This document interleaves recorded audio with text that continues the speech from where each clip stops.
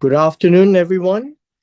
We continue our study in the book of Exodus. We're now in chapter 24. Now, chapter 24 seems to present us with a number of issues which may be a bit tricky to resolve since we're in series 2. So, I would highlight to you that there may be some challenges in the chronology of the events. In verse 1, as we begin, now, and this will be a situation where it does not say it is an and then. It is a conjunction which connects to somewhere, but not the previous chapter. So this is part of an existing event. And in this event, God says to Moses, because in the last few chapters, it was just God said, and starting from chapter 20, verse 1, and God said. And here he said to Moses, which is a very different event, but because there is no and then here, it's not in the text, it appears to be a bit disjointed. It says to come up to the Lord, you and Aaron, Nadav and Avihu, the two sons of Aaron, and 70 of the elders of Israel, and worship from afar. And this word worship again is to bow down. There's no word called worship, but it's more of the bowing down in obeisance. And so we are told right now that Moses is on the ground uh, below the mountain, and God says to come up. And so there are sages who feel that chapter 24, at least these two verses, may appear in between chapter 19, and there would be an extensive discussion on that. So, but we won't discuss that today. We will take the position that this uh, is in a somewhat chronological fashion, and when there are issues that crops up, I would just highlight to you. And one of the issue would be here that this seems to be a part of another event.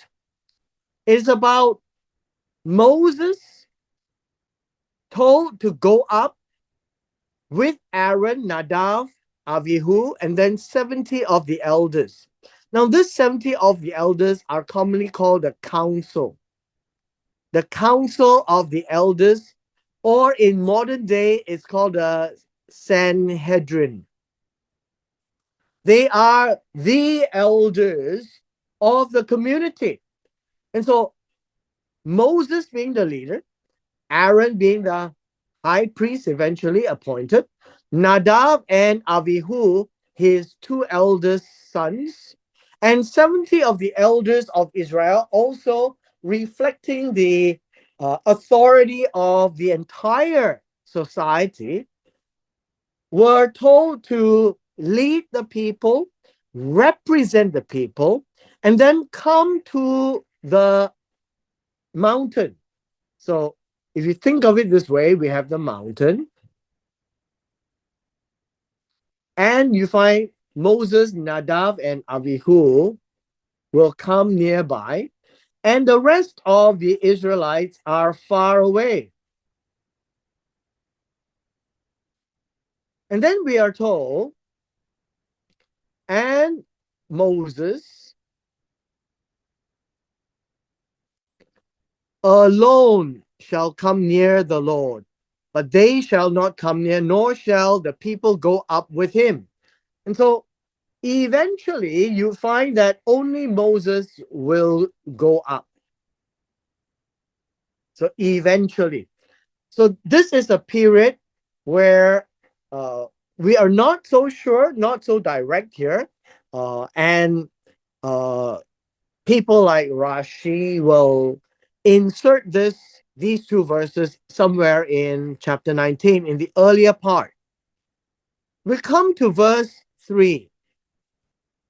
Verse 3 here is an and then.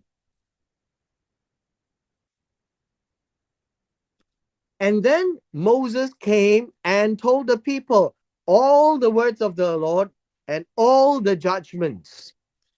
And herein lies another issue.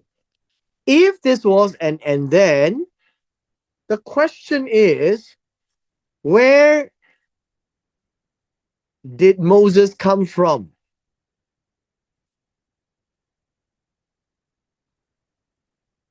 Because he hasn't gone up yet. And so he must be down on the ground somewhere. And when Moses heard this from God, and then he came to see the people, that would be possible in a chronological fashion. And it says here, all of the words of God and all the judgments. Now, herein lies Exodus 21. Now, Exodus 21 talks about the judgments of God, that God responded. And so all the words of the Lord will be everything in 20, 21, 22, and 23. And as Moses came to tell the people, the response is that all the people answered with one voice. Now, when we talk about one voice, it really is unity, I guess you can say that, in unison, in in full agreement. Nobody disagreed. And what did they say? It says here, all the words which Jehovah has said, we will do. And so the people is not the same as the 70 elders of Israel, Nadav and Avihu and Aaron. That is why verse 3 tends to throw things off, but it seems that this could be a continuation of chapter 23. But verse 1 and 2 could be in chapter 19. Now we look at verse 4. Verse 4 tells us, and then. When the people said, yes, everything that Jehovah says, we will do, the idea do means they will perform. And then Moses wrote all the words of the Lord. And so when he says all the words of the Lord, then we are likely to look at what God has spoken in chapters 20 to 23. All the four chapters, which includes the prohibitions, the directions, the judgments, and the words of God being the Torah, if you want to call it that way. And so these chapters 20, 21, 22, 23, all four chapters, was what Moses wrote. Now, as a matter of questioning, while we are questioning that this part here could be in chapter 19, this part here could be right after chapter 23, what about this one here that Moses wrote? And so we must be mindful today that people might say, how can Moses write? Moses may not have the ability to write, but he did. He learned hieroglyphics from Egypt. And the Hebrew language is an adaptation most likely from the hieroglyphics. And in this case, he would write in, uh, I guess, pictograms. And pictograms are the adaptation of hieroglyphics where people in the Canaan area have also adopted. So the Canaanites, the Phoenicians, the these Hebrew people, they all would have some form of writing even at the time of Abraham. Because at that point in time, you need to understand that the Egyptians are very well advanced. They have writings, very complicated hieroglyphics. The rest of those people that are around them must have an adaptation of pictograms where they have the Semitic language as well. Now, what did Moses write on? The idea of paper never came about until much later, and it was said that the Chinese people invented paper from wood pulp. But the Egyptians found a way, even all the way back to possibly 3000 BCE, that they used papyrus to be pressed and fixed together for parchments, or what we call papyrus parchments or scrolls made by papyrus. And so there are writing material that is possible in the times of the Egyptians. They were also writing on clay tablets of forms. At the same time, they would have access to writing on skins, animal skins, but definitely not on paper. And so, where did Moses write all the words of the Lord? Chapters 20 would be provided by God eventually, in a way where he would write it down on stone. But after the Ten Commandments, you find that there were a number of things that were mentioned by God, chapters 21, 22, 23. And so Moses had to write these down. After that, he arose early in the morning, built an altar at the foot of the mountain. Now, this altar is important. 12 pillars according to the 12 tribes of Israel. Pillars would be rocks. They're all rocks, by the way. So you find that an altar could be made of rocks stacked up, and 12 pillars are stones that they stacked up, all 12 of them. And so you can actually make an altar and offer animals on it. That was the intent of the altar. We come to verse 5. Now, in verse 5, it says then, and this would be and then. And then he sent young men of the children of Israel and offered burnt offerings, olah, and sacrificed peace offerings of oxen to the Lord. Now, sacrifice means slaughtered.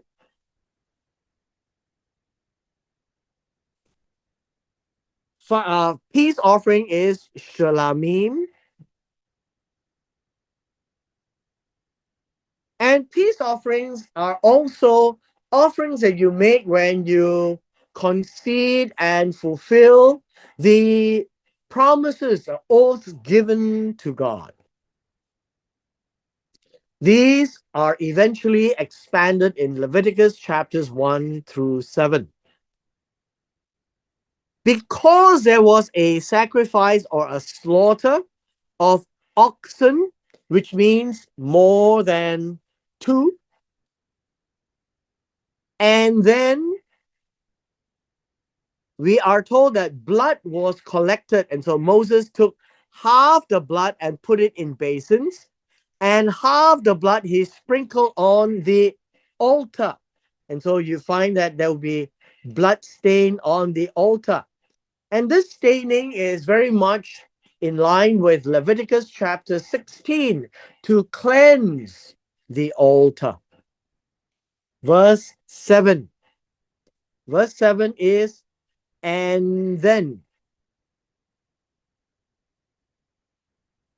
he took the book of the covenant and read it in the hearing of the people. This is another piece of information. After this, he took the book of the covenant. The question has always been, what is the book of the covenant? If we take chapter 24 as a chronological order, then this would be the book of the covenant. All the judgments of God and everything God said from chapters 20 to 23. And he read it in the hearing of the people, means that they all can hear. Now, in the past, they don't make copies of the book. And when you say book, the Sefer would be whatever is written on.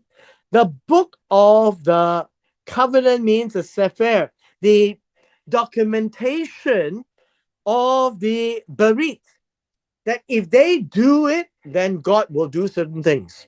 Now, we spoke of the Berit in chapter 19. God made a covenant with the people that if they obey everything that God said, then God will make them a special treasure above all peoples.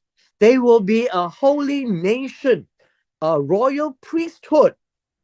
Exodus chapter 19, verses 5 and 6. And so this would be a ratification. When the people say, yes, we do, it means that they have heard what was said. They cannot say, yes, we agree, when they have no idea what they are agreeing on. See, in the Hebrew people understanding, you cannot ask somebody to do something if they never heard the instructions. And by hearing the instructions, they all concur. And in verse 7, in the second part, it reads this way. And then, after it was read, they said, all that the Lord has said, we will do. And be obedient. And this is another place where you have an A and a B. We will do is to perform. We will be obedient means we will hear. But as you know, in the Eastern Oriental way, hearing means to do. And so will perform means that you have heard and understood what was instructed, and the focus of the word is the doing. Be obedient is to hear what God has said as the instructions, which will be the focus, and secondarily to perform. And so this would be clearly an A and a B, that the people say, we have heard and we will do. Verse 8.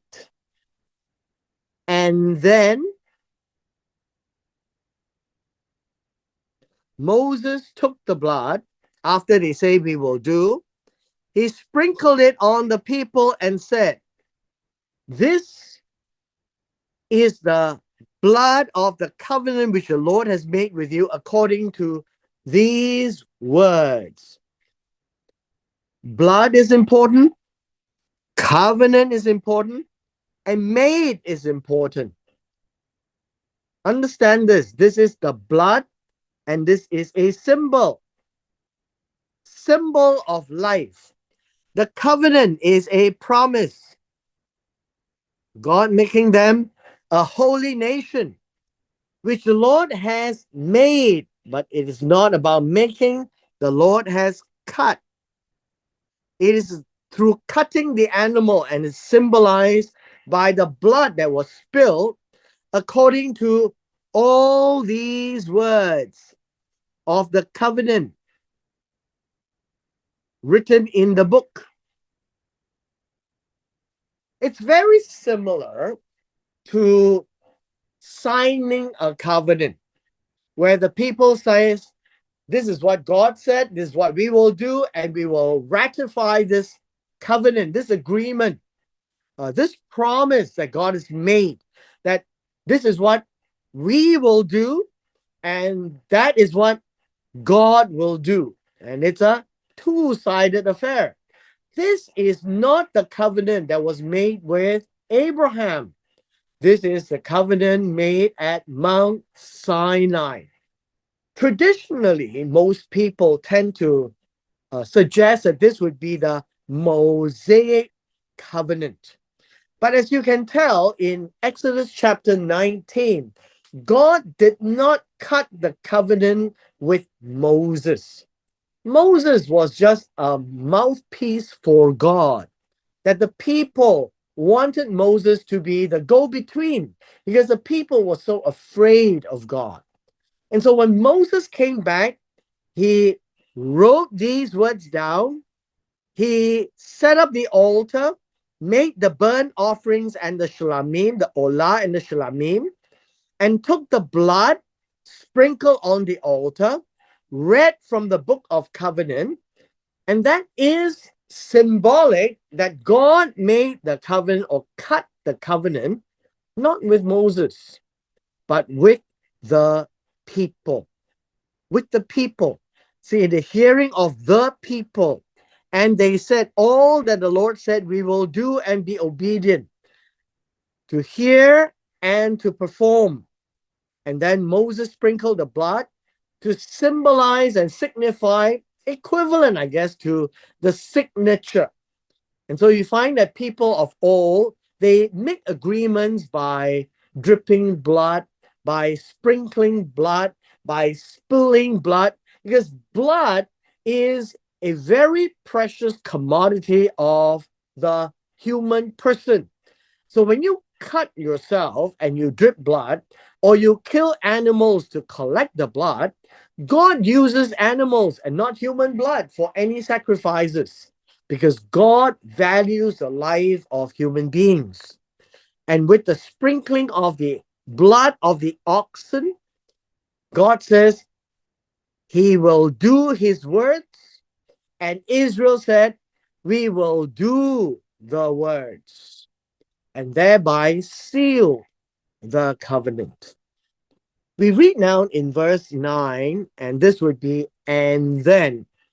If we take this in a chronological order, Moses was with the people, read the book of the covenant, spilled the blood, and then Moses went up to the mountain with Aaron, Nadav, Avihu. So we read this in verse 1. And so verse 9 continues what verse 1 said. And 70 of the elders, the Sanhedrin, and they saw the God of Israel. This is to see the Elohim or the Elohe Israel, the God of Israel. Now, I want to focus on the word see because they actually saw something very visible. Please bear in mind the Hebrew language never talks about imagination. So when you see something, it means that your eyes can actually visualize it. Your eyes can lay upon the vision. And there was under his feet, as it were paved, a work of sapphire stones. Now, this idea of sapphire stone is really a gemstone. They equate it with sapphire. And when you look at that, you find that it appears that God's feet, and they saw God's feet, they didn't see his face, But under his feet was the pavement work of sapphire stone, and his feet was on those stones. And it was like the very heavens in clarity. Clarity here is purity in its cleanness. So clarity is a good way of describing. But what about the heavens? It would be like a clear night that you can see through the skies. There are no clouds, and that's clarity of the heavens. Verse 11. This word here, but, is and, not an and then. And on the nobles of the children of Israel. You find that these were the 70 elders, Nadav, Avihu, and Aaron, the nobles of the children of Israel. He did not lay his hand. So they saw God, they ate and drank. Now, obviously, we are not told that when they went up the mountain, they brought supplies. But it makes sense because they are not sure when they're coming back. So they actually had a feast in the presence of God.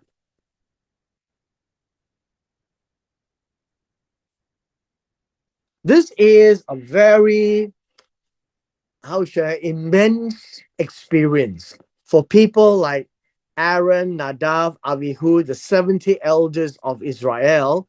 These were called the nobles, and God did not destroy them because they didn't see God's face. They saw God's feet. Verse 12. Verse 12 says, and then. So, what basically would appear to us would be this: you have the mountain, and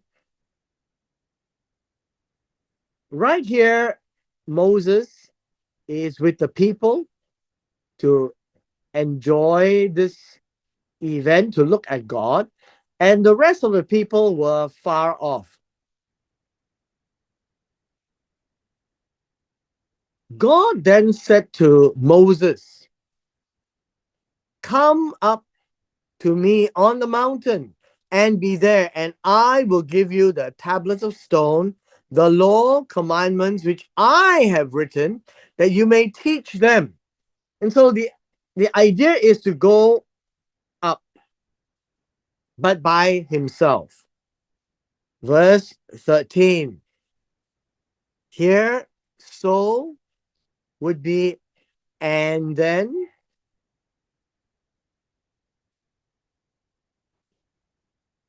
Moses arose with his assistant Joshua, Yehoshua, and Moses went up the mountain of God. He said to the elders, wait for us here until we come back to you. Indeed, Aaron and Hur are with you. If any man has a difficulty, uh, well, the idea of difficulty is not quite what we make it to be. Um, if you have a case, uh, if you have a word, an issue, then let him go back to them. Aaron and Hur, in verse 15, and then after giving these instructions, Moses went up to the mountain. And now we see another phrase. This is, and then after he comes up to the mountain, and then a cloud covered the mountain. Interestingly, this is when the clouds descended.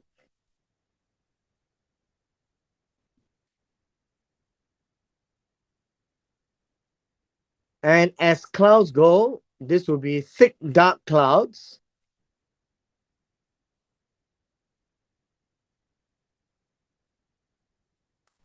Verse 16. Verse 16. Noun is and then. The glory of the Lord rested on Mount Sinai, and the cloud covered it 6 days. And on the seventh day, he called to Moses out of the midst of the cloud. The sight of the glory of God was like a consuming fire on the top of the mountain in the eyes of the children of Israel. Verse 18, and then, this is and then, Moses went into the midst of the cloud and went up into the mountain, and Moses was on the mountain 40 days and 40 nights. So if you break this down, you find it this way. A cloud covered the mountain.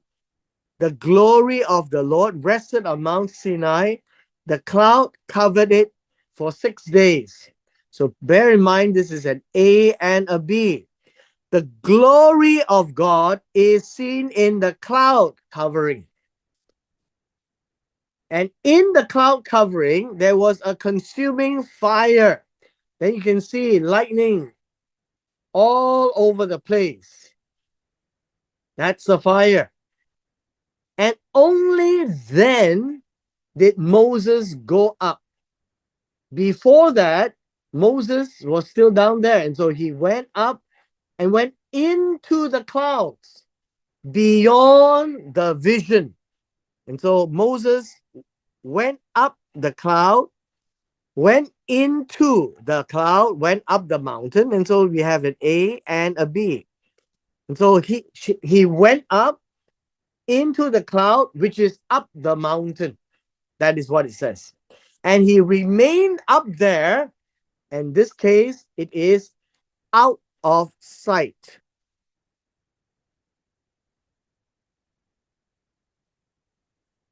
For 40 days and 40 nights. I'm trying to actually pen the chronology and to help us understand that God actually spoke to the children of Israel, at least the 10 commandments. And then Moses wrote it down. God wrote it down. And so whatever God wrote down was on tablets of stone. And whatever Moses wrote down was unlikely to be tablets of stone. It could be very well parchments made of animal skin. But whatever it is, he wrote it down. And there must be a lot of other things that was spoken to Moses, which he memorized and told the 70 elders as well. And so as we conclude in chapter 24, if we read this at least in a chronological fashion, the book of the covenant was what Moses wrote. Moses wasn't waiting to go up to the mountaintop to bring down the tablets of stone. We think of only 2 tablets, but I believe there were many more that God wrote, but there were 2 specific ones which he broke. And Moses also wrote down everything God said. Now, all these are obviously conjectures. We are not told specifically in the words of the text, but we are making that conjecture that he must be writing on something. It cannot be that it was written many hundreds of years down the road. It must have been written there and then that Moses wrote down what God said. The 70 elders, Nadav, Abihu, and Aaron, also had the pleasure of seeing God's feet. Now, how can they tell that it's God's feet?